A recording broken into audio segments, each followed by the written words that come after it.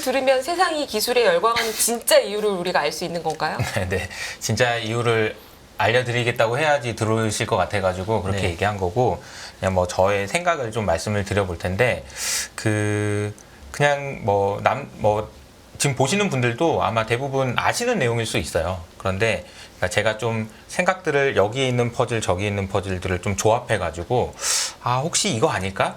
라는 이제 생각들을 좀 말씀드려보고 싶은데, 이렇게 주제를 잡은 이유는, 아시는 것처럼 올해를 한번 돌아보면요.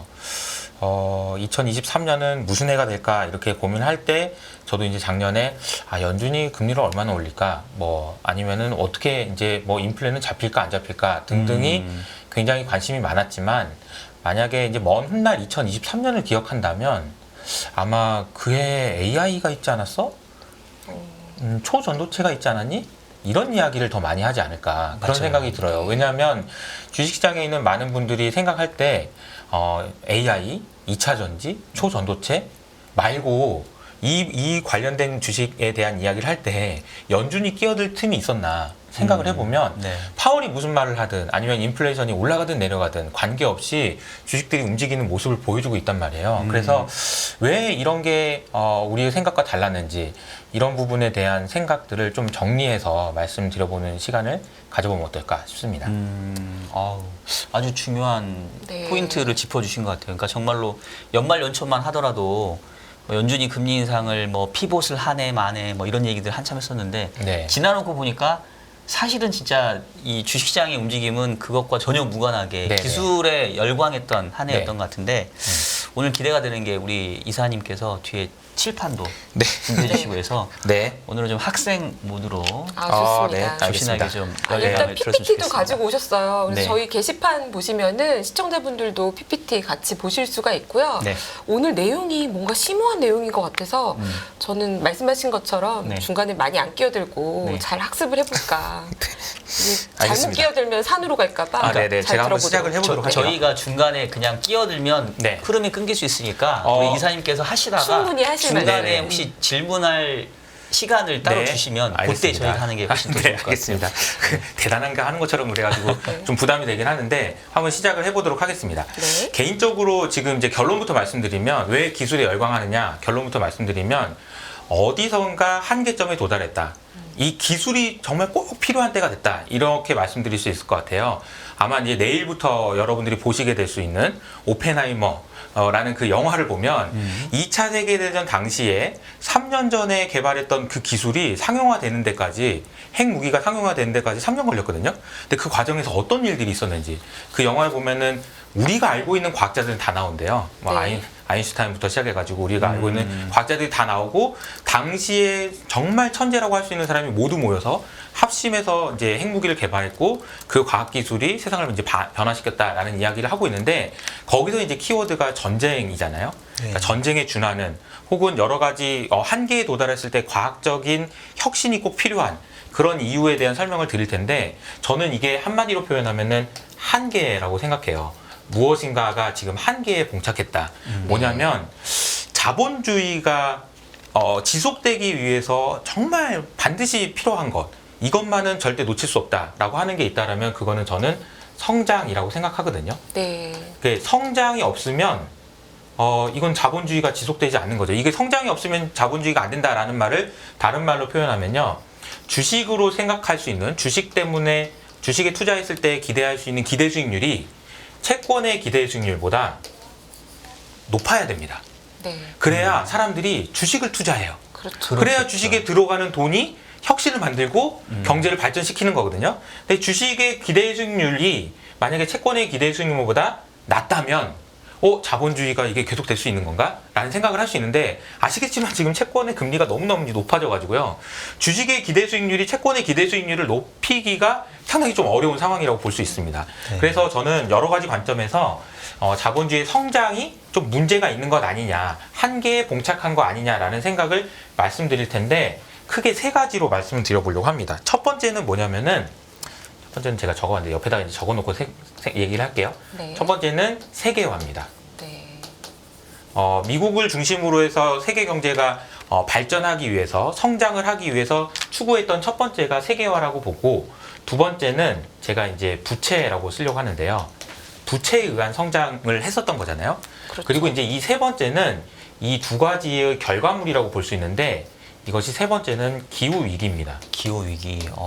이 세 가지를 이제 좀 오늘 말씀드리려고 하는데 첫 번째 세계화에 대한 이야기를 하기 전에 경제가 성장하기 위해서 무엇이 필요한지 경제 성장을 어떻게 설명할 수 있냐라고 이야기해 보면 이거는 이제 경제학 박사님 앞에서 제가 얘기가 좀 웃기긴 한데 이렇게 한번 생각을 해봤어요. 저는 경제라는 거를 쪼개고 나면 뭐가 남는지를 한번 생각해 봤습니다. 그럼 뭐가 남냐면요. 이 거래가 남거든요. 거래. 그러니까 사고 팔고. 그쵸. 경제라는 것은 결국 A라는 주체와 B라는 주체가 서로 무언가를 주고 받는 거라고 생각할 수 있는 것 같아요. 네. 이것들을 전부 다 합치면 그냥 경제가 되는 거고 그렇기 때문에 경제가 성장하기 위해서는 거래가 많아져야 되는 겁니다. 그냥 원래 거래하던 거를 더 많이 거래하든 뭐 한 끼를 먹던 걸 두 끼를 먹든 세 끼를 먹든 아니면 여행을 한 번 가고 두 번 가고 세 번 가든 이렇게 거래를 많이 하면은 원래 하던 걸 더 많이 하면은 경제가 성장하는 거고요. 두 번째로는 안 하던 걸 사고 팔기 시작하면 또 경제가 성장합니다. 그렇죠. 네. 원래는 거래하지 않던 그런 물건들을 거래하기 시작할 때 또 경제가 브레이크스루가 일어나거든요. 이제 이런 게 대부분 보면은 두 번째로 말씀드렸던 게 이게 과학기술이 혁신이 나오거나 완전히 IT의 새로운 제품이 나오거나 이럴 때 전에는 거래 절대 안 했던 것들인데 거래가 되기 시작하면서 경제가 폭발적으로 성장하는 모습을 보여주죠. 대표적인 사례가 2008년 금융위기 당시에 양적 완화 때문에 경제가 회복됐다라고 볼 수도 있지만 사실 보면은 아이폰이 나와서 된 거 아닌가? 라고 생각할 수도 있는 것이 아이폰이 나왔기 때문에 우리가 그동안 거래할 수 있을 거라고 상상도 못했던 것들이 거래되기 시작합니다. 그 스마트 스토어도 그렇죠. 그때 네. 우리가 생각을 해보면은 아이폰이 나오기 전에는 상상도 할 수 없었던 수많은 기업들이 이렇게 성장할 수 있었던 이유는 뭐냐면은 그 전에는 PC나 사거나 뭐나 사거나 뭐 먹을 거나 사거나 이런 거였지 어떻게 아이폰에서 스마트폰 상에서 뭔가 물건을 사고 컨텐츠를 사고 앱을 사고 이런 거 상상할 수 없었잖아요. 근데 그런 걸 만들어내고 사고 팔고 했던 것이 가능했기 때문에 경제가 성장했다라고 보면은 이 거래라는 측면이 굉장히 중요하다는 걸 말씀드릴 수 있을 것 같은데 제가 이게 좀 먼 이야기로 넘어가서요. 제가 이제 가져온 자료가 있는데 이게 이제 세계화라고 되어 있는 자료가 있어요. 그거를 제가 이제 도식화해서 한번 그림을 그려보도록 하겠습니다. 이게 어디서부터 나오냐면요. 1800년대부터 나오고요. 네. 그리고 1914년이 나오고요. 그리고 이제 2008년이 나옵니다. 이 그림을 보면은 1800년대 이전에는 이렇게 좀 증가하는 듯 보이다가 이게 이렇게 내려갔다가 또 다시 올라갔다가 여기 떨어지는 이 그림입니다. 네. 그림을 보여드리는 그림이고요. 제가 이거 뭐 시장을 설명할 때 반드시 사용하는 그림인데요. 이 그림이 너무 중요하다고 생각하기 때문입니다. 이게 뭐냐면은 아까 세계화라는 것을 수치화할 수 있을까? 라는 그 질문에 대한 대답이에요. 뭐냐면은 이 나라와 이 나라가 수출을 하고 수입하는 물건을 분자로 놓고 GDP 성장률을 분모해 넣으면 이 그림이 나오거든요. 그래서 이게 올라가면은 뭐냐면은 야 세계화가 되나 보다. 사람들이 더 자기네들이 사서 물건을 주고받는 것이 아니고 다른 나라에서 물건을 만든 걸 가져오는구나. 이것이 경제 성장보다 더 많이 되는구나. 이게 이제 세계화라고 보면은 올라갈 때 세계화가 되고 내려올 때 세계화가 후퇴했구나라고 볼 수 있습니다. 그런데 이제 1800년대부터 시작해서 이게 정확하게는 아닌데요. 이게 그림이 조금만 다시 좀 그릴게요. 1914년이 여기 있고요. 여기 1945년이 있어요. 눈치 빠른 분은 이해하셨겠지만 이 구간에 뭐가 있었냐면은 세계 전쟁이 있었죠. 2차 세계 대전과 2차 세계 대전이 있었습니다. 그러니까 이 구간에서는 무역이 있을래야 있을 수가 없었던 상황인 거고 우리가 관심 있는 부분인 자 제가 요걸 이렇게 한번 써볼게요. 자, 요 구간에서는요. 네. 계속해서 세계화가 진행됐습니다. 그러니까 이 전후 세대라고 하죠. 1945년부터 미국이 패권을 쥐고 야, 이게 내 마음대로 한번 해볼게. 세계를 이렇게 한번 해볼까? 라고 이제 브레튼 우즈라는 곳에 모여가지고 야 이렇게 하자라고 한 이후로 계속해서 세계화는 진행이 됐던 거예요. 네. 그러니까 안 사던 물건을 사고 팔고 안 가져오던 나라에서 물건을 가져오고 이런 일들이 일어났다는 거죠. 크게 이제 이걸 두 가지로 나눌 수가 있거든요. 브레튼 우즈 체제로 따진다면 1, 2 이렇게 나눌 수도 있을 텐데 저는 이 구간을 뭐라고 얘기할 수 있을 것 같냐면요. 이때는 무엇을 사고 팔았냐면은 물건을 사고 팔았습니다. 네. 이거를 이제 쉽게 설명드리면 이런 거예요. 1차 세계대전, 2차 세계대전 이전에는 영국에서 인도한테 너 물건 좀 만들 줄 아냐? 그럼 뭘 만들었어? 일로 갖고 와. 이렇게 했죠. 갖고 와. 식민지니까 이거 내 거야. 이러면서 이제 가져가 버렸잖아요. 그러면서 네. 이제 중동에서 수많은 국가들이 왜 가져가냐? 나한테 돈도 좀 주고 뭣도 좀 줘라. 그러면서 이제 싸움이 일어났던 거고. 근데 미국은 그렇게 하지 않았죠. 야, 네가 물건을 그렇게 잘 만들어? 만들어봐. 내가 돈 줄게.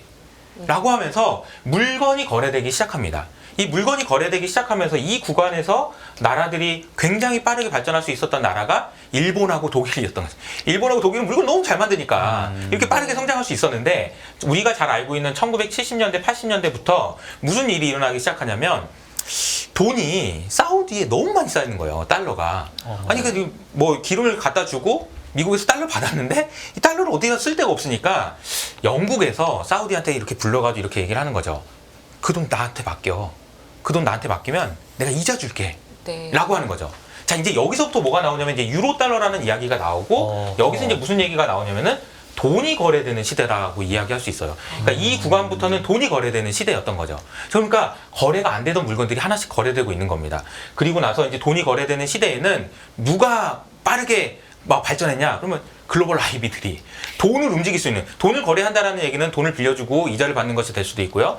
뭐 IPO가 될 수도 있고요. 기업을 합병하는 것이 될 수도 있고요. 이 수많은 것들이 돈이 거래된다라는 걸 이해할 수 있어요. 그래서 그 사우디에서 받았던, 영국에서 받았던 그 돈, 유로 달러는 다시 이 돈을 받았는데 이자를 줘야 되는데 어떻게 할까 하다가 우리나라로 빌려주죠. 우리나라의 당시에 이제 1800년대 당시에 우리나라와 같이 신흥국에 돈을 빌려주고 차관을 받아서 이 나라들이 성장하는 것으로 받는 이자를 가지고 또 돈이 움직이는 그런 과정부터 시작해서 이 구간에서는 어떻게 보면은 돈이 거래되는 구간이라고 생각할 수 있습니다. 제가 처음에 거래라는 관점에 설명드렸고 시대가 변할수록 조금씩 거래되는 물건들이 바뀌었다라고 말씀을 드렸는데 네. 이 과정을 통해서 미국은 전 세계의 무엇을 이용해서 경제 성장을 이뤄냈다라고 볼 수 있냐면은 제 생각에는 이걸 이용한 거예요. 이기심? 네. 네. 야, 네가 더 많이 만들 수 있냐? 그럼 내가 돈 벌게 해줄게. 네가 이기적으로 행동해도 돼. 왜냐면 세상 더 성장하니까.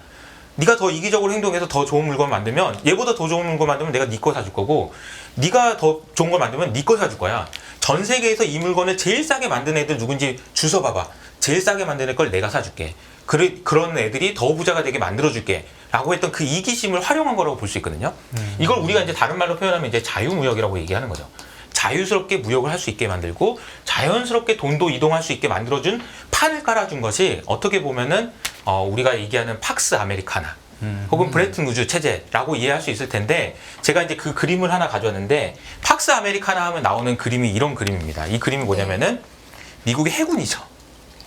이 과정에서 반드시 필요했던 게 뭐냐면은 그 전에는 없었던 이때 해적이 너무 많았고 이 물건이 오라고 얘기를 하면은 올지 안 올지 한뭉차서 알 수 없기 때문에 해군이 바다를 잘 지켜줬어야 되는 일이 있었던 거죠. 그래서 해군을 통해서 미국이 군사력을 통해서 이런 시스템이 잘 돌아가도록 판을 깔아주고 이기심을 마음대로 이용할 수 있도록 자유스럽게 무역을 할 수 있도록 만들어준 것 때문에 세계 경제가 성장했다.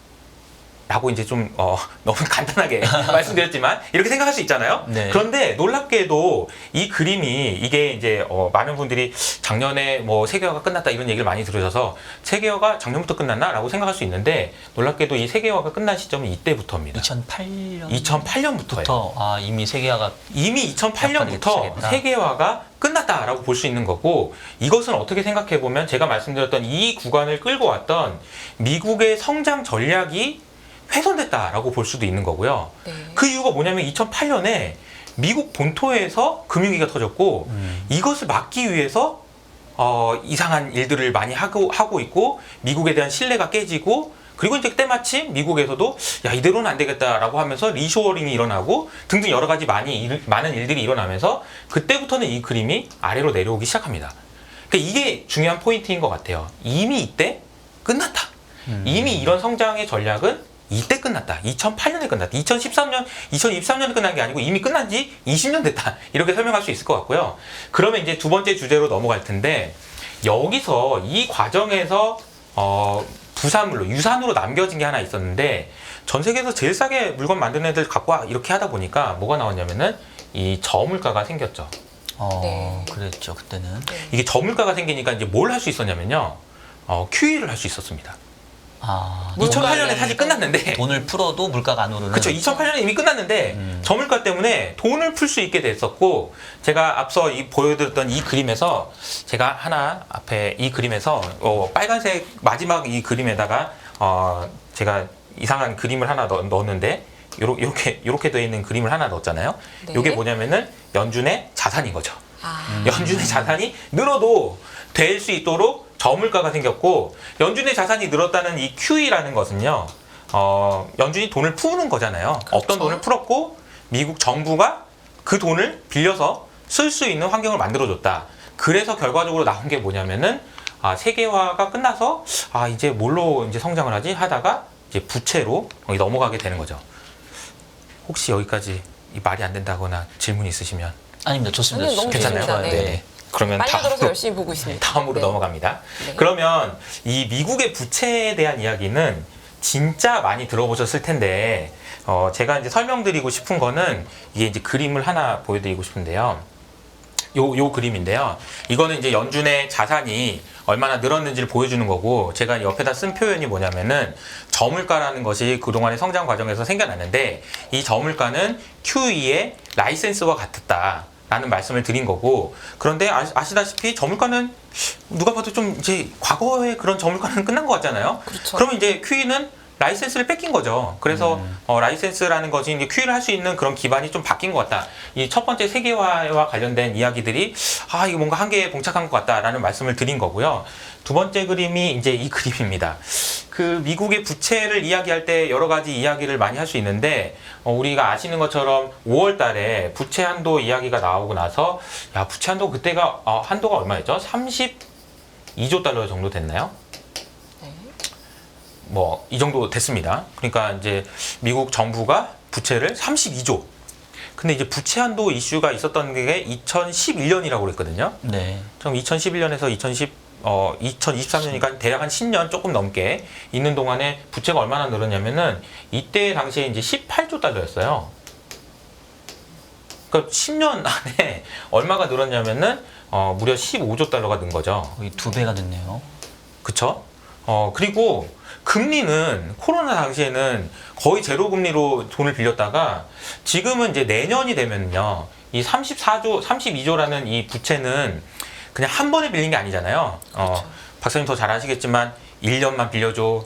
3개월만 빌려줘, 30년 빌려줘, 수없이 많은 채권들이 모여있는 게 이제 32조라는 거고, 네. 그렇기 때문에 여기에 평균적으로 적용되는 금리라는 게 있습니다. 그 금리가 내년이 되면 얼마가 될 거냐면요, 4%가 넘어설 걸로 예상을 하고 있어요. 네. 와. 평균 금리가요. 네. 자, 이제 이렇게 되면은 이제 어떤 일이 생기냐면 요거 두 개를 곱하면 잠깐만 그 빌린 돈도 많고 금리도 높아서 이자를 러프하게만 계산해도 이걸 훌쩍 넘어서는 게 1조 달러를 넘어서잖아요. 네. 훌쩍. 네. 그러네요. 지금 현재 기준으로 0.9조 달러가 넘었거든요. 네. 근데 1조 달러가 넘어가고 이거 그냥 단순히 계산해도 1.2조 달러가 되는데 우리나라 GDP가 1.6조 달러고요. 이걸 이자를 이렇게 낸다고 하면은 미국의 입장에서는 이 정도의 금액은요. 항목 기준으로 봤을 때 최대 항목이 된다고 하거든요. 네. 사회보장기금보다도 더 많은 돈을 네. 이자를 내는데 써야 된다라는 이야기가 네. 나오니까 과연 이게 가능한 건가? 지속 가능한 건가? 라는 의구심이 들지만 네. 걱정하지 마시고요. 네. 미국 걱정하면 네. 안 해도 되나요? 미국 CBO 그러니까 이제 미국의 국가예산처가 네. 얘기한 2050년에 미국의 부채는요 55조 달러입니다. 맞아요. 그 정도 추정하고 뭐 있어요. 걱정하실 필요가 없는 거예요. 왜냐하면 이렇게 갈 거라는 거니까요. 이자 아니 내고 간다니까 계속 간다라는 이야기를 하고 있는 겁니다. 그래서 이 부채라는 문제가 이게 보시면은 이제 많은 분들이 저한테 질문하시는 게 미국 정부 이제 돈 좀 그만 써야 되는 거 아니야? 재정 정책 그만 써야 되는 거 아니야? 그쵸. 내년 대선이 있는데 뭐 이런 이야기 되게 많이 하시는데 네. 저는 그렇게 생각하지 않고요. 오히려 더 쓰거나 더 쓸지 못할지언정 줄이지는 못할 것 같다라고 말씀드리는 이유가 뭐냐면은 만약에 이런 상황에 있는 아들이 있다고 생각해 볼까요? 이건 뭐 18조 그러면 너무 크니까 뭐 1,800만 원 이렇게 네. 얘기했다. 아직 취업을 안 한 자식이 있는데 1,800만 원, 3,200만 원. 뭐 아무것도 안 하고 그냥 뭐 계속 돈을 빌리고 이자는 계속 높아지는데 이자 낼 돈은 없고 계속 지금 적자는 더 누적되고 이런 아들이 있으면은 뭘 해야 될까요? 혹은 아들이 아니라면 남편이 있다면 누가 친구가 있다면 어떻게 해야 될까요? 이 친구는 어떤 일을 해야지 이 문제를 타개할 수 있습니까? 돈을 벌어야죠. 씀씀이를 줄여야 되나요? 아니에요. 씀씀이를 줄여가지고는 이걸 해결할 수가 없습니다. 뭘 해야 되냐면 돈을 벌어야 되는 거예요. 더 많이 벌어야겠죠. 더 많이 벌어야 되는 거예요. 그렇죠. 자, 이게 금리가 지금 취업을 해야죠. 솔직히 지금 10년물 금리가 4%인데 야 이런데 미국이 돈을 이게 돈을 계속 빌리는 게 말이 돼? 라고 이야기를 하지만 반대로 이야기하면 거꾸로 이렇게 질문할 수도 있는 거예요. 야 미국 정부는 도대체 무슨 자신감으로 이 금리에 저렇게 많이 빌려가냐? 라고 생각할 수도 있다는 거죠. 그래서 제가 생각하기에는 미국은 앞으로도 돈을 계속 더 빌릴 것 같고요. 그리고 뭔진 모르겠지만 믿는 구석이 있는 게 아닌가. 라는 추측을 해볼 수 있는 것 같습니다. 뭔지 모르겠지만 그런 생각을 좀 하고 있습니다. 저 여기서 질문해도 돼요? 네. 흐름을 끊는 것 같아서 질문 안 하려고 그랬는데 아니요, 지금 아니 네, 그래도 그 자식이 좀 아들이든 뭐든 간에 돈을 빌려주려면 언젠가는 갚을 거라는 뭐가 있어야 계속 빌려주죠. 안 그러면 금리는 더 높게 받던지 뭐 담보를 내놓든지 뭐가 있어야죠. 그래서 이제 제가 사실 지난번에 그 피치가 미국의 신용등급을 강등한 다음에 이제 여러 이제 주요 언론에 나온 많은 분들이 이제 뭐 워렌 버핏도 나왔고 다이먼 회장도 나오고 그랬잖아요. 네. 다이먼 회장님이 얘기하신 게 저는 굉장히 인상적이었는데 뭐라고 얘기했냐면은 미국이 지금 신용등급이 AA 등급이 나온 거잖아요. 네. 근데 이제 트리플 A 등급에 있는 나라들이 몇 개 있어요. 네. 이 나라들을 이제 이야기를 하면서 다이먼 회장이 뭐라고 얘기했냐면 그 나라가 미국보다 신용등급이 높다고? 그러면서 무슨 단어를 썼냐면은 이 단어를 썼습니다. 우리 밀리터리 시스템 하에서 놀고 먹는 애들, 먹고 사는 애들 아니야?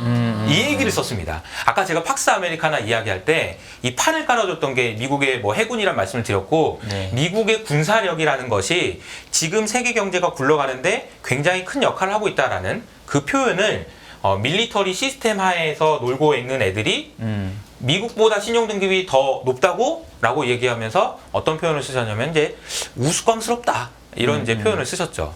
이걸 보면서 이제 저는 어떤 생각이 들었냐면은 무섭다 이런 생각이 좀 들었어요. 좀 무섭다 이런 생각이 좀 들었어요. 네. 그 학교 다닐 때 이런 경험이 있으신 분도 있고 없으신 분도 있겠지만 우리가 이제 돈을 빌려줄 때요 이 사람을 믿어서 빌려주기도 하지만 무서워서 빌려주기도 하거든요. 저는 약간 이 생각이 조금 났습니다. 이제 미국이 그런다는 얘기는 아니고요. 미국이 밀리터리를 가지고 막 위협한다 이런 얘기는 아니고요. 네. 그냥 갚겠지, 믿겠다 이런 얘기도 있지만 좀 무섭다 이런 느낌이 조금 들었다. 이런 설명을 좀 드릴 수 있을 것 같습니다. 네, 이게 네. 어떻게 들리실지 모르겠지만 아무튼 그런 생각이 좀 들었습니다. 네. 저도 질문 나온 게 네. 그러니까 그렇게 얘기하니까 좀 와닿긴 해요. 빌려는 줄 것 같아. 그러니까 학교 다닐 때 그 흔히 말하는 일진 친구들한테는 신용 때문에 빌려주는 게 아니라 그냥 뭐 그들의 말이 법이니까 빌려줬는데 나 일주일 있다 저기 길거리에서 만나서 줄게 뭐 이런 식으로 하면은 그렇죠. 줘야 되잖아요. 근데 이제 만나자마자 제가 네. 이걸 보면서 어떤 좀 두려움을 느꼈냐면 사실은 2011년도에 남유럽 재정위기가 시작됐었을 때 이제 사실 그리스가 문제였잖아요. 네. 근데 정확하게 그리스가 국가 부채가 이제 100%를 넘어갔는데 성장률이 금리 수준보다 낮았단 말이에요. 네. 그러니까 국가 부채가 GDP보다 100% 넘어갔다는 얘기는 뭐 그냥 100이라고 쳐도 그러면 성장률이 이자율보다 높아야 이제 빚을 갚고도 나머지를 쓸 수 있다는 얘기거든요. 그러니까 미국도 지금 국가 부채가 제가 알기로는 120%가 지금 넘어갔어요. 맞아요. 근데 금리는 4%인데 미국 성장률이 잘 나와봤자 2% 초반밖에 안 나오니까 그럼 미국도 어떻게 보면은 자체로 성장을 해가지고는 빚을 갚을 수 없는 그런 어떻게 보면 이제 악순환으로 빠져든 거거든요. 근데 이게 미국이니까 버티긴 하는데 신용평가사들이 계속 이런 모습들을 좌시할 것이냐. 네. 지금 이제 S&P하고 피치만 등급을 내렸지만 무디스까지도 내릴 수 있지 않나 싶고 만약에 이 상황이 이어진다면 맞아요. 또는 이제 AA 플러스가 아니라 AA 제로, AA 마이너 더 등급을 낮출 가능성도 있을 것 같아서 과연 저게 계속 지속 가능할까? 네. 저는 이제 그거에 대한 좀 우려도 있거든요. 걱정되죠. 실제로 네. 저도 이제 걱정이 되고, 이게 만약에 이렇게 가다가, 그러니까 반대로 이제 아까 그 돈을 빌려간 친구 입장에서 생각을 해보면, 이 친구가 이렇게 행동한다고 예를 들어보죠. 아, 내가 돈을 많이 빌리긴 빌렸는데, 아, 내가 사실은 이 돈 가지고 뭐 할 게 없어. 미안해. 이렇게 얘기하는 순간 신뢰가 어떻게 될까요? 와장창 무너질 겁니다. 그렇죠. 만약에 미국이 자신감 있게 돈을 빌려가는 게 아니고 뭔가 움찔하는 모습을 보이는 순간 아마 많은 분들이 좀 실망하거나 신뢰가 많이 떨어질 것 같고요. 오히려 이 돈 가지고 뭔가를 할 수 있을 것 같다. 내가 무엇인가 만들 수 있어. 라고 자신 있게 이야기할 때 그래? 라고 하지 않을까? 라는 생각이 들어서 이게 자연스럽게 이제 세 번째 주제로 연결이 되는데요. 설명을 좀 드려보면 우선은 세계화라는 것을 통해서 우리가 이야기하려고 했던 거는 뭐였냐면요. 효율성을 극대화시키는 전략을 한 거예요. 그렇죠. 제일 싸게 만드는 애 데리고 와! 이래가지고 네 거 사줄게 이렇게 했던 거라고 보면 이 효율성을 극대화해서 갈 때까지 가다 보니까 더 이상을 갈 데가 없어 라고 이야기하면서 뭐가 나왔냐면은 이제 회복력이라는 이야기가 나오죠. 레질리언스라는 단어가 나오고 작년 말에 이제 제레미 리프킨이 썼던 회복력의 시대라는 책을 보면 효율성을 추구하다 보니까 굉장히 많은 문제들이 일어났는데 우리는 다시 회복력을 추구해야 된다 이런 얘기가 나옵니다. 그러니까 자본주의랑은 다른 이야기인 거예요. 네. 그러니까 자유무역도 안 하고 이런 식으로 안 하고 그러면서 미국 스스로 자기 부정을 하고 좀 떼를 쓰고 막 이런 모습이라고 보시면 되겠는데 여기서 이제 효율성을 추구하다가 그게 이제 좀 심각한 문제가 발생한 게 기후 위기라고 볼 수 있는데요. 이제 기후 위기가 이제 탄소 경제잖아요. 그러니까 제가 아까 경제가 성장하기 위해서는 원래 거래하던 걸 더 많이 거래하거나 아니면 다른 걸 거래해야 된다라고 얘기했는데 지금 현재 탄소에 기반한 경제에서 사던 걸 더 많이 사 먹고 놀던 거 더 많이 놀면 지구는 기후 위기를 극복할 수 없습니다. 이제는 안 하던 걸 뭔가를 만들지 않고 그런 방식의 성장 전략을 취하지 않으면 안 돼요. 탄소에 기반한 정책으로 경제 성장을 하면 안 된다라는 것을 올해 많은 분들이 아마 느끼셨을 텐데 제가 그림을 두 개를 가져왔거든요. 첫 번째는 뭐냐면요. 남극이 사라진다라는 그림입니다. 네. 자, 이 오른쪽에 있는 그림은 뭐냐면은 북극과 달리 남극은 대륙이 있어요. 그래서 저 회색 지역이 남극의 대륙입니다. 저긴 땅이 있는 곳인 거예요. 그리고 저 하늘색이 뭐냐면 이제 얼음이었던 거죠. 그런데 안타깝게도 남색선에 있던 것이 1990년부터 2020년까지 평균적으로 있었던 얼음의 크기를 보여주고 있는 그림인데요. 하늘색으로 지금 올해 바뀌었다라는 겁니다. 그러니까 얼음이 지금 녹아서 줄어든 거죠, 지금. 그렇죠. 남극 주위에 있는 얼음이 녹아서 남극에는 지금 얼음이 없어지고 있다라는 걸 보여주고 있는 그림이고요. 왼쪽에 있는 그림이 얼마나 올해 심각한지를 보여주고 있는 그림인데요. 과거 40년 동안에 남극이 없어지는 것의 그 비중을 따져보니까 이런 식으로 움직였어요. 그러니까 회색 선이 그 음영으로 되어 있는 것처럼. 그런데 이제 2023년에는 누가 봐도 너무너무 심각한 상황이 된 거죠. 그러니까 남극이 사라지는 속도가 너무 빨라진다라는 겁니다. 두 번째는 무슨 문제가 있냐면요. 자, 이게 이제 그 유엔에서 나온 자료인데, 자, 왼쪽에 있는 그림은 뭐냐면 현재 상황에서 사람이 거의 살 수 없는 곳, 그러니까 사람이 살기에는 진짜 어려운 곳, 이렇게 이제 표현할 수 있고 이것을 이제 빨간색 점으로 표현하는 그림이거든요.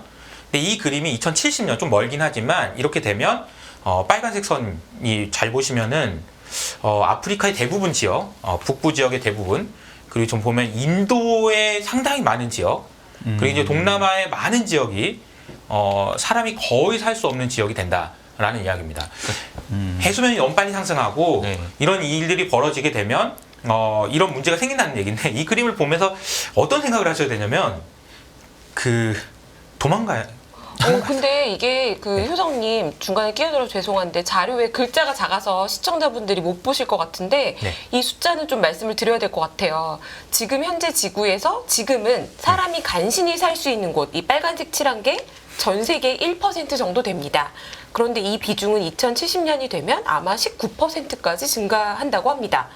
이게 진짜 그렇게 예측 가능한 건지 잘 모르겠는데 진짠가요? 네. 근데 이제 이 숫자는 정확하게 이게 2070년이고 네. 어떻게 될지 모르지만 그쵸. 제가 이제 한 가지 말씀드릴 수 있는 건 뭐냐면 지금 현재 이 기후의 상황은 전문가들이 보기에는 앞서 보여드렸던 그 남극이 없어지는 속도 이런 부분들을 감안하면 생각보다 너무너무 심각한 상황인 거예요. 그래서 어떻게 보면은 이 문제를, 기후 문제를 해결하려고 우리가, 저도 그렇고 좀 기대를 많이 걸어봤던 것이 ESG잖아요. 네. 그러니까 ESG는 뭐였냐면은 민간에다 맡겨서 니들이 알아서 한번 이산화탄소를 줄일 수 있는 방향으로 경영을 해보고 한번 해봐라 라고 이야기를 했던 건데요.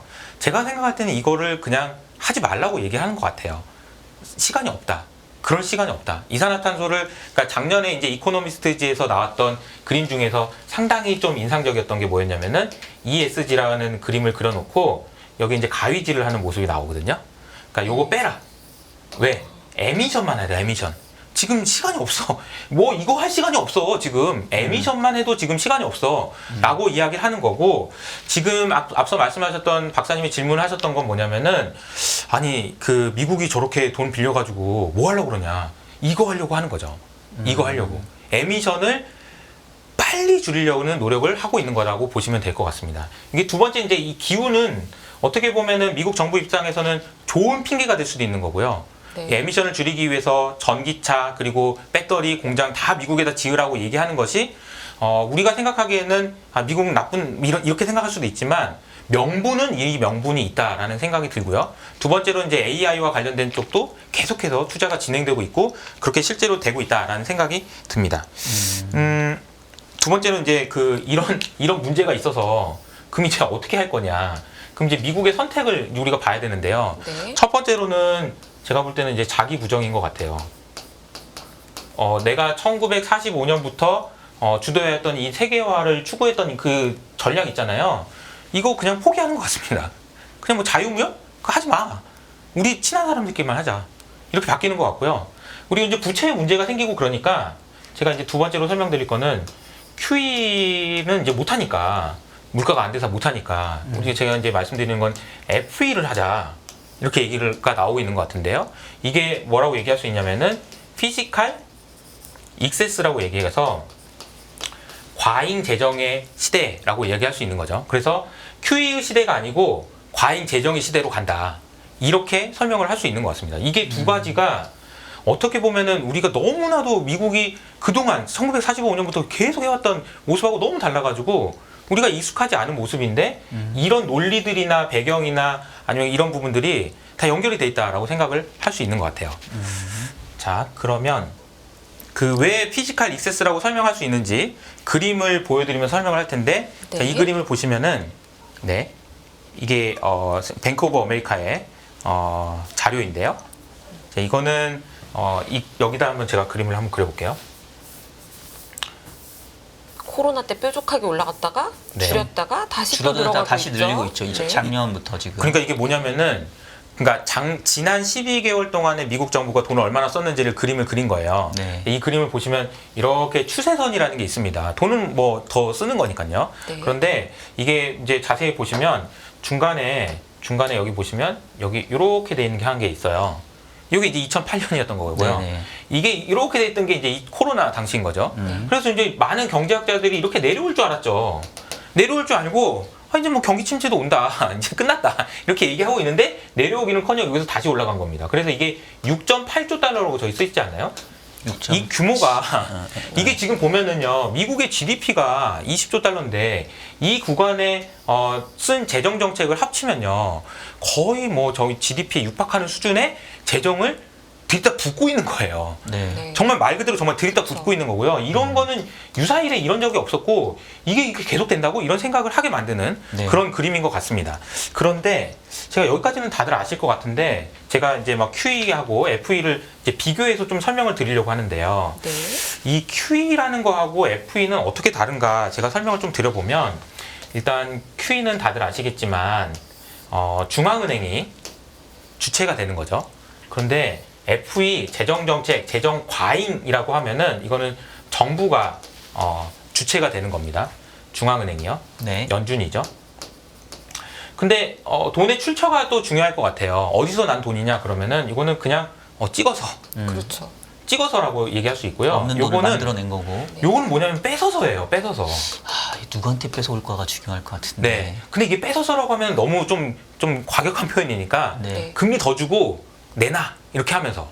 그러니까 아. 우리나라 개인 투자자들이 가장 많이 샀던 ETF, 미국 국채 ETF 뺏어서 뺏긴 거라고 볼 수, 그러니까 뭐 자발적으로지만 어쨌든 금리를 더 줘서라도 돈을 뺏어서 어디다 쓰냐면요. 이건 미국 정부에게 직접적으로 주진 않지만 미국 정부 국채를 사주고 그러면서 금리를 낮추는 효과를 만들죠. 네. 그럼 이 금리를 낮추는 이 효과는요.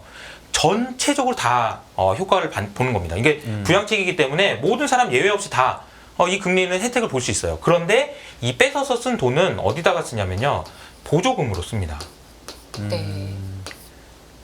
스텔스 Q라고 FE라고 해가지고 딱 찍어주는 거죠. 보조금을. 너 배터리 만들 거야? 그럼 내가 줄게. 아니 뭐 만들 AI 할 거야? 줄게. 뭐 이런 식의 이제 구도라고 보면 되겠습니다. 그리고 이게 여기서 또 한 가지 중요한 거는 여기서 뭐냐면은 논리가 있어야 될 거 아니에요. QE를 하는 이유가 뭐야? 명분이 뭐야? 라고 얘기하면은 경기가 안 좋아서요. 네. 근데 인플레이션이 와서 그만해야 될 것 같아요. 경기와 인플레이션이 QE에 영향을 준다면 FE는 이거랑 관계가 없습니다. 뭐가 필요하냐면은 안보 때문에 하는 건데, 뭐 기후 때문에 하는 건데, 전쟁인데 지금은 이러면서 그냥 하는 거기 때문에 이 경제가 인플레이션이 오냐 안 오냐랑 관계없이 미국 정부는 아마 돈을 쓸 가능성이 높다라고 생각할 수 있는 거죠. 이 구조가 좀 다르다는 점을 우리가 좀 이해를 해야 될 것 같아요. 근데 만약에 이제 여기까지 설명드리면 사실 지금까지에 대한 설명이잖아 라고 생각할 수 있는데 제가 얼마 전에 좀 충격을 받은 내용들이 있는데 그 다음 그림을 보시면은 미국 정부가 정말로 돈을 여기다가만 진짜 집중적으로 썼구나라는 걸 보여주는 그림입니다. 미국의 매뉴팩처링과 관련된 내용을 보니까 정확하게 칩스 법안하고 IRA 법안이 나온 이후로 급격하게 증가하는 곳은 컴퓨터와 일렉트리컬, 전기차와 AI 빼고는 아무것도 미동도 하지 않았다라는 걸 볼 수 있어요. 그러니까 이거는 마치 시험을 앞둔 학생이 나는 영어와 수학만 공부할게 라는 것과 비슷하다고 볼 수 있고 아까 제가 뺏어서라는 표현을 써서 죄송하지만 미국 정부가 뺏은 그 돈을 가지고 집중적으로 돈을 쓰고 있다라고 볼 수 있는 겁니다.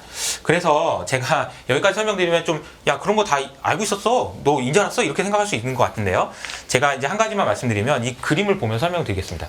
그 캐나다 애틀란티스라는 전기차 회사가 있죠. 이 회사가 캐나다 돈으로 1 빌리언 캐나다 달러를 보조금을 받습니다. 캐나다 정부에게. 그래 잘 받았구나 이렇게 생각할 수 있는데 캐나다 그 회사가 갑자기 캐나다 정부한테 가서 이렇게 얘기하는 겁니다. 저 미국 가면은 저 20조 준다는데요. 20배? 네. 이렇게 말을 합니다. 그러니까 이제 캐나다 정부에서 안절부절 못하는 거죠. 야 니네 땅 다 팠는데 갈 거야? 이러는 거죠. 가지 말고 여기서 해. 캐나다 사람도 좀 노동도 하고 뭐 그 일자리도 만들어놓고 해야지. 근데 여기는 20배인데요. 너무 차이가 많이 나는 거 아니에요? 라고 하니까 캐나다 정부에서 이걸 어떻게 하냐면은 그래 그러면은 우리가 16배까지는 어떻게 해볼게. 네. 라고 얘기합니다. 정말 이 상황을 우리가 이제 이걸 보고 우리가 주식시장에서 이 회사의 밸류에이션을 어떻게 해야 될까를 생각을 한번 해보면요. 그 말을 해가지고 돈을 더 받은 건데 이거는 어떻게 밸류에이션을 해야 되는 건가요? 이게 그러면 앞으로도 더 말을 하면 더 주는 건가요? 그럼 이거 그냥 돈도 아니고 보조금으로 그냥 주는 돈인데 이 돈을 받고 이 돈을 가지고 만약에 이 돈을 조달한다고 하면 얼마나 많은 일들을 했어야 되고 막 이런 생각을 할 수 있는데 이런 걸 보조금으로 준다고 하니 도대체 이걸 밸류에이션을 어떻게 해야 될지 모르겠다. 네. 이런 상황이 되다 보니까 우리나라 주식시장에서도 그렇지만 전 세계적으로 과연 이거 밸류에이션을 어떻게 해야 되는가 이런 고민들을 하게 될 수밖에 없는 상황이 아닌가. 게다가 여기서 그치는 게 아니죠. 미국 정부가 이런 식으로 나오다 보니까 미국 정부가 20배 준다라는 얘기를 하니까 정부 입장에서는 그럼 20배까지는 못하는데 나도 좀 줄게. 라는 보조금 전쟁을 할 수밖에 없는 거고요. 그러다 보니까 유럽에서도 칩스 법안을 만들게 되고 나도 줄게 하다 보면 결과적으로는 이게 나중엔 어떤 파국을 맞을지 모르겠지만 지금 현재 기준으로 보면 전 세계가 FE 그러니까 과잉 재정을 써서라도 보조금을 줘서라도 기업들을 붙잡아내야 된다. 그러니까 헤게머니 기준으로 보면 기업들이 완전히 우위에 있는 거죠. 네. 배터리 공장 만든다고 엄청난 우위에 있는 겁니다. 이런 우위를 과연 우리는 어떻게 밸류에이션을 해야 되는가에 대한 고민들을 해볼 필요가 있지 않나라는 생각이 좀 드는 거죠. 네. 뒷부분에 제가 좀 약간 되게 뭔가 찌릿했어요 지금. 이따가 저도 말씀드릴게요. 네. 네네네. 그래서 제가 마지막 그림을 보면서 이제 좀 앉으려고 하는데 네. 네, 너무 서 있어서 네. 네. 저는 미국 정부가 내가 여기서 이렇게 하다가 잘 안 돼서 뭐 기후 문제를 가져오긴 했지만 나는 지금 여기서 멈추지 않을 거야라고 이야기를 하는 것 같아요. 할 것 같아요. 앞으로도. 그리고 나는 기후 문제를 극복하기 위해서 우리 정책 바뀌었어. 뭐 효율성 아니야. 회복력이야.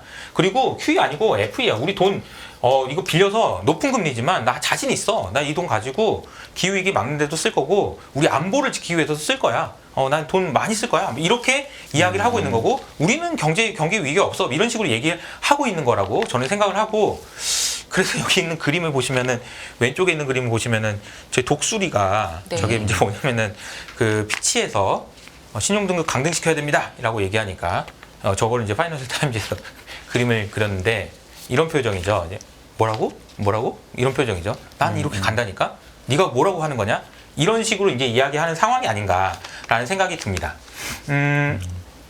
여기서 제가 처음에 제가 제목으로 만들었던 이런 거죠. 그러니까 잠깐 왜 과학기술이 필요한 거지? 이런 이야기 되게 많이 하실 수 있을 것 같은데요. 저는 이 과학기술을 이렇게 표현할 수 있을 것 같거든요. 앞서 말씀드린 대로 여러 가지 한계점들이 도달했다라고 말씀을 드렸는데 이거는요. 자본주의의 엔진이다라고 얘기할 수도 있어요.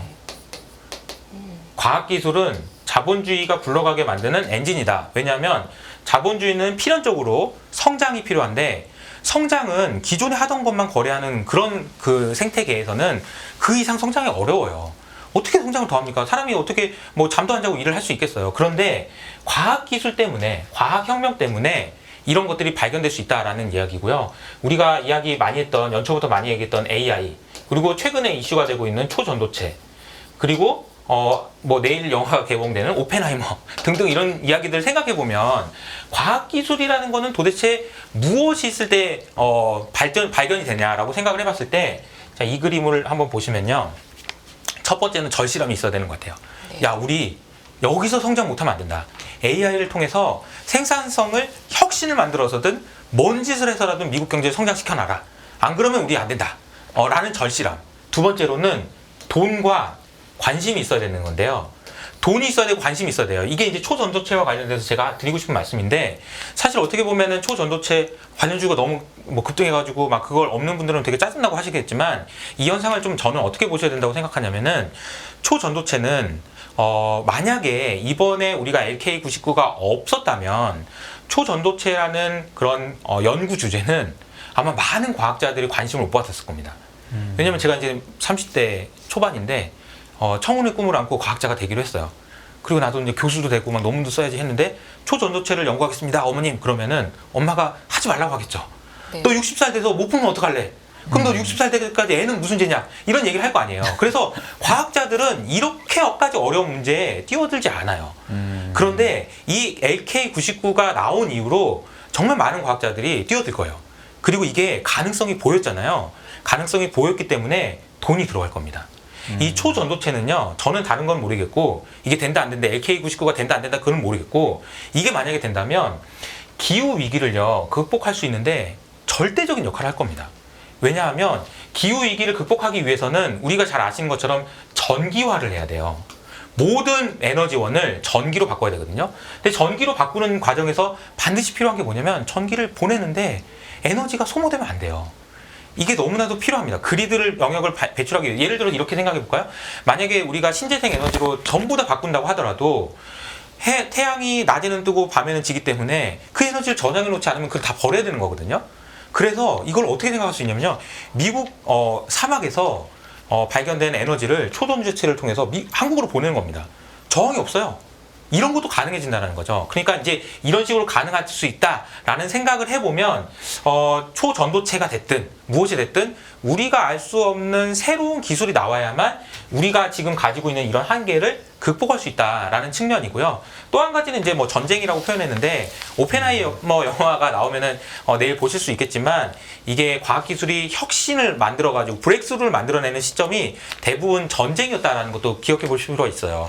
그러니까 어떻게 보면 많은 분들이 지금 우리가 전쟁이다, 콜드워냐, 핫워냐 이런 얘기 많이 하지만 지금 제가 생각할 때는 미국은 지금 전쟁을 하고 있는 것에 준하는 행동들을 하고 있다고 보거든요. 그러니까 뭐 중국이라는 가상의 대결일 수도 있고요. 아니면 기후 문제를 풀기 위한 것일 수도 있고요. 안보의 문제 아니면 이런 문제를 통해서 나는 지금 전쟁하고 있다. 재정 정책 이렇게 써서라도 이 전쟁에서 이겨야 된다. 안 그러면 인류의 미래가 없다. 이런 식으로 얘기할 수도 있는 거라서 전쟁 때문에 과학기술에 대한 지금 관심이 너무나도 높아질 수밖에 없고 반대로 얘기하면 이거 꼭 해야 되는 상황이다라고 볼 수도 있는 거죠.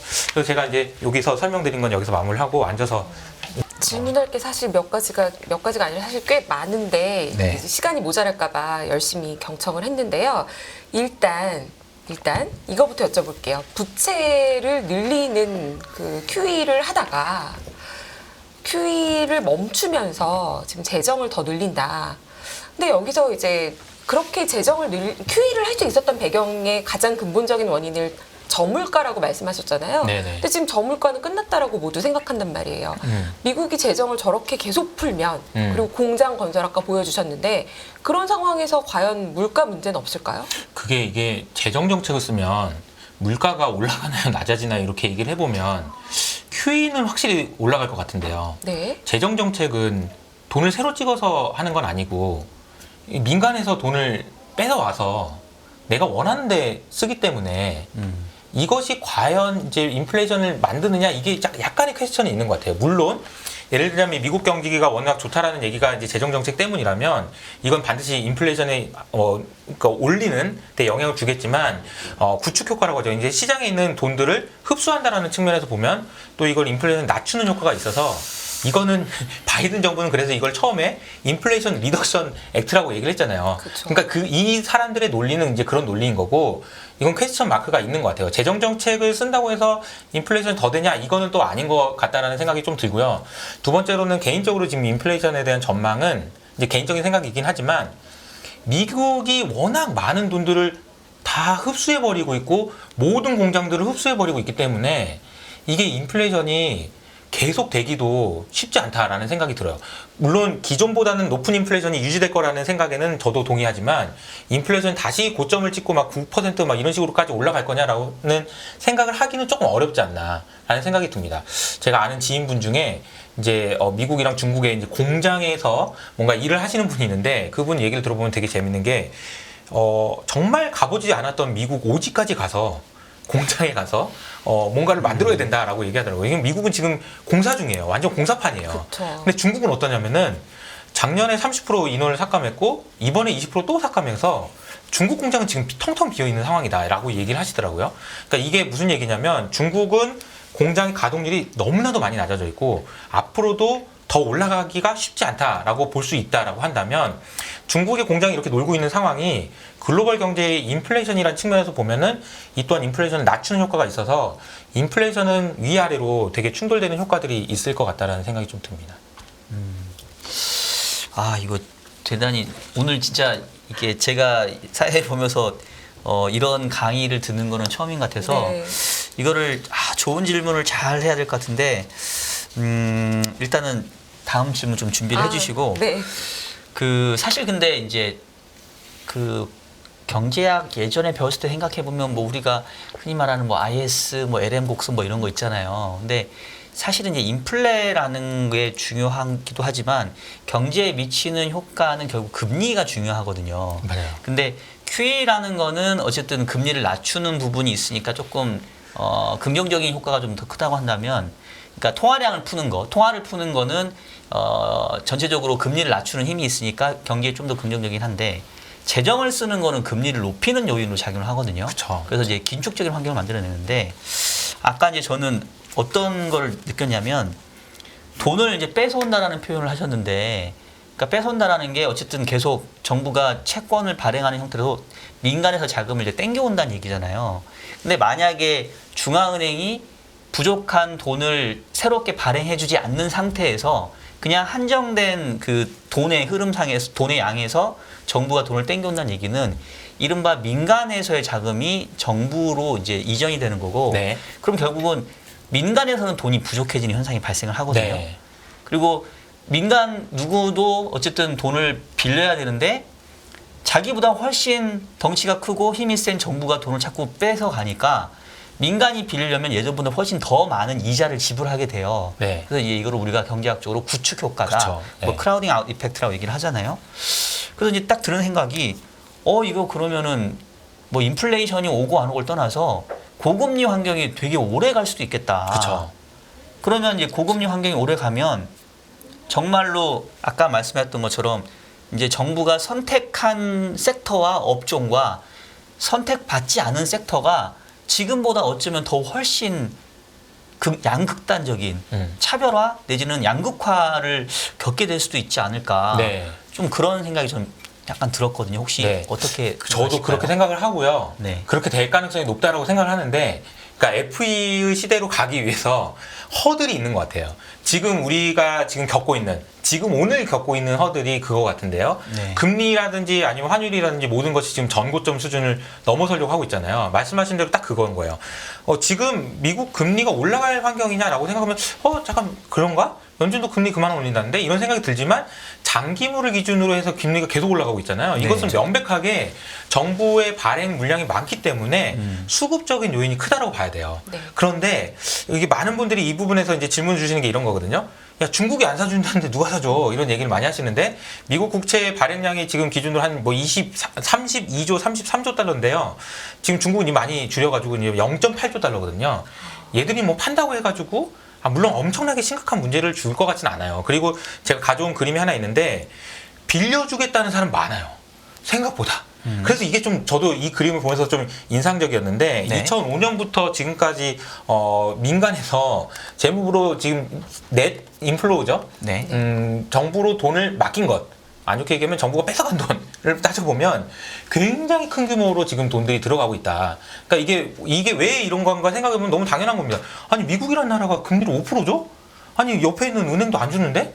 이러면서 이제 미국으로 돈이 다 이동되고 있다라고 볼 수 있는 거고 네. 이 부분이 이제 구축 효과가 나서 경기의 둔화 효과가 만들어질 수 있다. 분명히 동의하고요. 이 부분이 사실 어떻게 보면 제가 말씀드렸던 이 시대로 가는 과정에서 미국이 억지로 이 과정으로 끌고 가려고 하는데 그 과정에서 반드시 넘어야 되는 아주 큰 산이 아닌가, 허들 아닌가라는 생각이 들어요. 근데 저는 금리가 조금 더 높더라도 이런 정책들은 그냥 계속 할 것 같다라는 생각이 들어서 그렇다고 한다면은 더더군다나 생각보다 높은 금리가 오랫동안 유지된다면 기존의 그러니까 정부에서 선택받지 못한 아까 말씀하셨던 그 섹터들에 있는 기업들은 자금 관리를 어떻게 해야 되지? 이런 고민들을 실제로 해보셔야 되는 거 아닌가라는 생각도 듭니다. 뭐 주식 관점에서도 생각해 보실 거리들이 많겠지만 실제로 경영하시는 입장에서는 앞으로 다가오는 세대가 이렇게 변할 수 있다라는 생각은 좀 하셔야 되지 않을까라는 생각이 좀 듭니다. 그리고 질문 준비하셨나요? 네. 하나만. 네, 물어보세요. 네. 예, 연결해서 그러니까 어쨌든 제가 이제 뭐 채권 쪽을 오래 봐왔던 사람으로서 이제 어떤 걸 느끼냐면 사실 최근에 미국채 금리 오르는 거를 뭐 인플레이션이나 미국의 통화 정책으로 설명하기가 좀 어려워요. 그리고 금리라는 게 오르는 요인이 꼭 뭐 기준금리를 올려서 인플레이션이 발생해서만 이루는 게 아니거든요. 그렇죠. 과거에 보면은 항상 금리가 높았던 때는 결국은 이 재정 적자 빚이 많이 늘어날 때입니다. 맞아요. 근데 지금 말씀하셨던 내용들은 어쩔 수 없이 미국 정부가 계속 부채를 늘려가면서라도 저런 문제를 해결하려고 노력할 수밖에 없다. 그런 구조적인 부분을 얘기해 주신 것 같고 그러면 이게 맞든 틀리든 뭐 경제에 악영향을 주든 말든 이제 미국은 마이웨이를 가겠다는 건데 이제 걱정되는 거는 아까 이제 신평사에 대한 우려를 얘기했지만 이 채권 시장에 보게 되면 뭐 채권 시장 자경단이라는 용어가 있어요. 맞아요. 그러니까 결국은 채권을 사주는 사람이 그쵸. 이거를 얼마만큼 수용해 줄 거냐인데 결국은 이게 구조적으로 미국이 계속 부채를 늘릴 수밖에 없는 구조라고 한다면 어느 순간에는 안 사주거나 아니면 사준다 하더라도 더 높은 금리를 요구하게 되거든요. 그러면 그게 어느 순간에는 정말 그 임계 수준인 금리를 치고 올라가면서 결과적으로는 뭔가 이렇게 좀 안 좋은 결과죠. 제한적인 그런 그러니까 상황이 이제 사실 어떻게 발생할 수 있을 보면은 것 같아서 우리가 저는 좀- 매크로를 볼 때 네. 우리가 주의해야 되는 거는 사실 그런 거잖아요. 기존에 보지 않았던 레벨의 금리, 기존에 보지 않았던 레벨의 환율, 이때 사람들이 낯설다 그러면서 이제 주식을 팔기도 하고 이런 행동을 하잖아요. 네. 근데 그럴 가능성이 저는 충분히 있다라고 생각을 해요. 그러니까 미국 정부가 저렇게 나온다면 충분히 있다라고 생각을 하고 실제로 그래서 미국에 있는 헤지 펀드들과 그 연금들의 채권 포지션을 보면 극단적으로 나뉘는 게 뭐냐면은 헤지 펀드들은 지금 역대급 숏을 하고 있어요. 그러니까 국채 금리가 올라간다는데 엄청난 베팅을 하고 있는 거죠. 이게 이제 채권 자경단의 역할을 헤지 펀드들이 한다면 네. 남아도는 돈이 있는 건지 어쩐 건지 모르겠고 미국 경제가 반드시 경기 침체로 간다는 확신이 있어서 그런 건지 모르겠지만 연금을 포함한 그 펀드들 있잖아요. 펀드들은 또 엄청나게 지금 국채를 많이 사고 있거든요. 네. 그래서 이런 부분들이 충돌하면서 어느 정도 수준에서 금리가 맞춰질 텐데 지금보다 조금 더 상당히 높은 금리라면 시장이 좀 충격을 받을 수밖에 없다라고 생각을 하고요. 만약에 여기서 다행히 진정된다면 또 다시 좀 좋은 흐름도 이어질 수 있지 않을까라는 생각이 드는데 한 가지 변수는 뭐 구조적으로 저런 상황이 되더라도 미국 정부가 바보가 아닌 이상 어느 정도의 이게 밸런스를 맞추기 위한 노력은 하지 않을까. 금리가 또 너무 많이 올라가게 되면 그럼 뭐 좀 다음에 빌릴까? 뭐 이런 식으로 하든지 네. 어떤 식으로든 조절을 할 수 있는 룸은 좀 있지 않을까. 게다가 앞서 말씀드렸던 중국을 포함한 다른 넌 US 지역, 그러니까 미국을 네. 제외한 많은 지역에서 이제 경기 침체를 눈앞에 두고 있거나 상당히 어려운 환경이 예상되니 뭐 좀 놔두면 또 경기 채권을 살려는 사람들은 또 생길 테니 그때서 빌려도 되지 않을까 뭐 이런 식으로 뭔가 조정을 할 수 있는 여지는 있지 않을까라는 생각이 듭니다. 이게 금리가 어떻게 움직일지는 뭐 저도 잘 모르겠습니다. 솔직히 이게 아까 말씀하신 대로 경기 인플레 이런 거랑 관계없이 막 또 움직이는 부분도 있고 그래서 네네. 쉽지 않은 전망인 것 같긴 해요. 그러니까 제일 좋은 방법은 우리가 한때 유행했던 MMT라고 하는 현대통화 이론으로 그러니까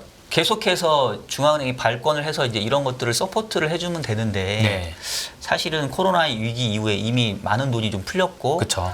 인플레이션이 최근에 좀 잠잠해지는 모습이긴 하지만 또 일각에서는 인플레가 완전히 잡히지 않았다라는 우려도 있기 때문에 과연 중앙은행이 이렇게 어떤 문제를 해결하기 위해서 미국 정부가 막대한 재정을 쓸 때 얼마만큼이나 이제 서포트 해줄 수 있을지 그게 제가 봤을 때는 고금리에 대한 맞습니다. 정도를 좀 결정할 수 있지 않을까 이런 생각이 그렇죠. 좀 그래서 이제 들었습니다. QE가 아니고 지금은 QT를 하고 있잖아요. 네. 오히려 이제 채권을 줄이고 있잖아요. 그러니까 이제 채권을 줄이는 것을 언제쯤 멈춰볼까? 이런 얘기들이 이제 좀 나오지 않을까라는 생각이 들어서 아마 무슨 문제가 생길지 모르겠지만 마지막 제가 이제 가져온 그림을 보시면 이게 이제 이코노미스트지에서 나온 그림이에요. 이게 좀 재밌더라고요. 이게 뭐냐면은 진공청소기로 바닥에 깔려있는 돈들을 이제 흡수하는 그림이에요. 네. 근데 이게 그러다 보니까 이게 뭐가 무너지냐면 상업용 부동산이 무너지는 거죠. 그러니까 지금 상업용 부동산이 무너지든 뭐 지금 최근에 이제 중국에서 이제 부동산 문제가 나와가지고 뭐가 무너지든 이런 식으로 가다 보면 어딘가에서 우리가 알 수 없는 문제가 생길 거고 그러다 보면 못 이기는 척 QT는 이제 그만해야 될까? 이런 이야기도 나올 수 있을 것 같고요. 그러면서 또 금리가 좀 진정되는 그런 시나리오도 생각해 볼 수 있지 않을까. 사실 이제 제가 오늘 드린 말씀을 종합해 보면 어떻게 여러 가지 이런 구조가 있습니다. 이걸 이제 정리해서 말씀드린 거고 결론은 좀 약간 열린 결론으로 뭐 이렇게 놔둔 거긴 하거든요. 제가 어떻게 될 것 같습니다라는 얘기를 좀 드리진 못했고요.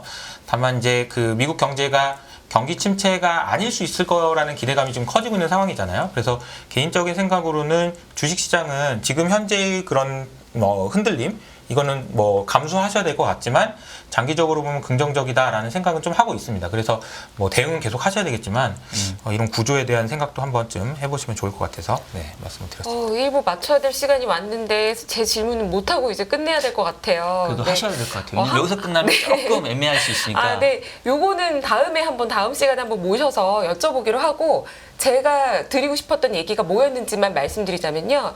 사실 지금 세계화가 끝났고 부채를 더 못 늘리고 이제 재정으로 쓴다. 여기 다 동의해요. 근데 그 원인이 기후 때문이다. 이게 여기 이 대목에서 제가 약간 저는 다른 생각이 좀 드는 게요. 세계화에서 효율적으로 이미 지은 공장을 잘 활용하는 게 지금 단계에서는 환경오염을 오히려 줄일 것 같고 미국의 땅이 얼마나 넓어요. 근데 거기 지금 오지까지 개발을 한단 말이에요. 리튬을 캐야 되고 뭐 각 나라를 캐고 있는데 이것이 오히려 저는 환경 문제를 더 양산하지 않을까. 이건 어떻게 보면은 미국의 핑계가 아닐까. 네. 그리고 실제로는 미국과 중국의 양강 G2 체계에서 미국 중심의 세계 경제를 재편하려는 미국의 의도가 훨씬 강하게 지금 투여되고 있는 게 아닌가. 그래서 저는 만약에 효석 이사님 말씀하신 논리가 다 맞다면 결국이 미국이 주도하는 미국이 재정으로 투입하는 산업이 좀 더 가겠구나.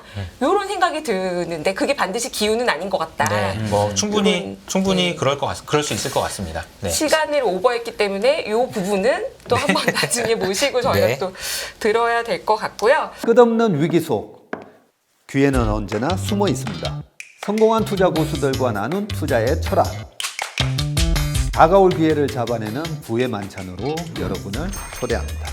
푸짐하게 한 상 차려놓았습니다. 안녕하세요. 이승입니다. 더 많은 영상을 보고 싶으신 분들은 화면 오른쪽에 있는 구독 버튼을 눌러주시기 바랍니다. 그리고 영상을 보시면서 좋아요는 필수인 거 아시죠? 항상 인포맥스 라이브를 사랑해주셔서 감사합니다.